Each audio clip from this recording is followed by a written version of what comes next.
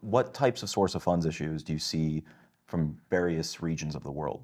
So, you wanna Um, sure, sure. For source of funds, right? I think it depends on different markets. I think another way of looking at this also is if I was an investor from a certain country or area, how would I begin preparing my case, right? What issues should I be aware of?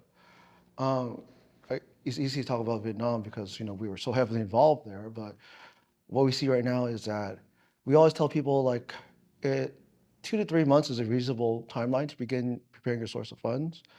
We analyze your portfolio, figure out what makes sense. We don't need to know all your assets, neither does the government. Pick one or two good assets out there, right? For Vietnam, usually it's going to be real estate or some sort of real estate you bought a long time ago, like a long time ago. The reason being is that Vietnam is mostly a cash-based economy, right?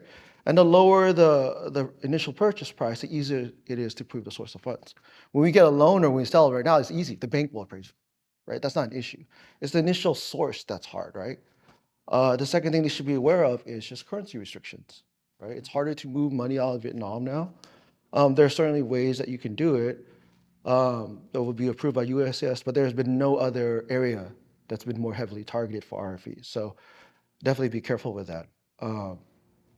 For domestic H-1B workers, it's easy, right? Yeah, that's great. They just provide their W-2 statements and their tax returns, and they're good to go. The RSU contract, right? It's pretty But I straightforward. think generally for source of funds, I-526s actually in all of immigration have some of the highest success rates because it's not so much of a legal interpretation of whether this document proves a source of funds or not, is whether it actually does or not. Yeah. The document either shows the money coming in or it doesn't. It either shows where the money came from or it doesn't. So I tell clients all the time, like, look, you can pick any source you want or a variety of sources. Just can you provide the documentation to back it up? Yeah. You could sell your property, you got to show the source of funds that was used to purchase the property. Same thing with stocks. Same thing with any other asset that you have. As long as you just got to show the documentation from where you actually got it from in the first place. And the same thing goes for a gift or a loan from a friend. They've got to show their source of where they got the capital that they're gifting or loaning to you. And I think it's important, especially for India. India has currency restrictions or remittance restrictions, $250,000 per fiscal year, which runs from April through to March. So what you might see in India is a lot of people, they'll transfer 250 out in March and then 250 out in April. And it's 250 per family member. So husband, wife, and children have those remittance allowances as well. Yeah. One thing we will say is also, having been involved with this so many times, right? Um, we have a pretty good idea, or we are very confident of what will be approved and not approved by USCIS. We understand what the concerns are at any given moment, how they've evolved, right? In fact, we talked to is also not so big secret that our firm also consults and also helps other firms with complex source of funds issues. We train agents, we train other firms on source of funds as well. So for us, the standard thing that we tell all investors and our projects is this: once we begin working on your case, until we say that this case is complete, we believe that it's approvable, you don't have to transfer your investment yet. In fact, they refuse to invest until we give them that okay.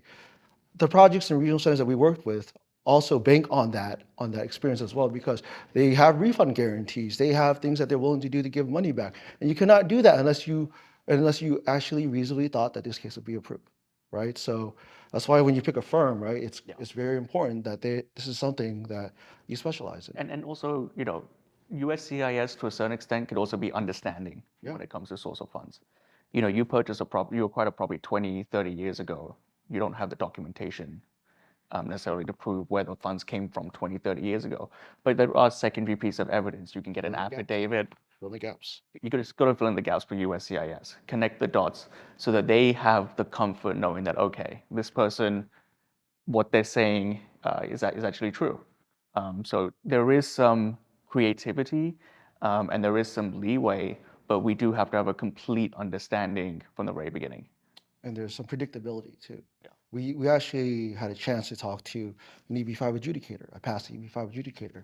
He was like, yeah, It's funny because whenever I saw one of your cases, right, one your firm's cases, I knew how you guys would prepare your case, your source of funds. I knew where the tabs would be. I knew where the highlights would be. I know how you guys would summarize it, right? Because part of working with anybody, right, is you want to make their job easier. You want to make it predictable. So what we found out is that adjudicators also know that certain firms would prepare things certain ways, right, or they would set things up a certain way to make their jobs easier. All that is to essentially say that it only helps the investor, it only helps our regional centers and projects if we have that kind of uniform kind of like preparation, right? It's a tremendous, like I think it gives us comfort as well. Otherwise, we would not be able to effectively advise on loans. Oh, absolutely. You got to tell a good story about these funds, Yeah. the source and the path of funds. It's not just about where the money came from, it's also how the money's moved over the years. If it's moved from account to account, from people to people, whatever it is, you've got to fill in those blanks as well.